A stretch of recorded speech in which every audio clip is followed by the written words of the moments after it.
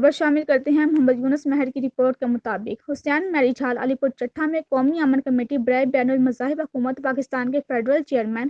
سید صفدر عباس نقوی کی قیادت میں امن کانفرنس کا انعقاد کیا گیا، جس میں نیو منتخب عہدیداران کو نوٹیفیکیشن اور کارڈ دیے گئے اور عمدہ کارکردگی کی بنا پر ممبران کو امن ایوارڈ بھی دیے گئے۔ پروگرام کا آغاز تلاوت قرآن پاک سے ہوا، جس کے بعد چیئرمین پنجاب علامہ سید الطاف حسین رضوی نے خطاب کیا۔ ان کا کہنا تھا کہ انشاءاللہ صوبہ پنجاب کے ہر ضلع میں امن کمیٹی کے ممبران منتخب کیے جائیں گے اور سینئر قیادت کی سربراہی میں جلد سے جلد صوبہ پنجاب میں تنظیم سازی مکمل کر دی جائے گی۔ اور اس کے بعد سرپرست اعلیٰ قومی امن کمیٹی ڈاکٹر علامہ زاہد الراشدی نے خطاب کیا۔ ان کا کہنا تھا کہ میں تمام ممبران کو یہ ہدایات دیتا ہوں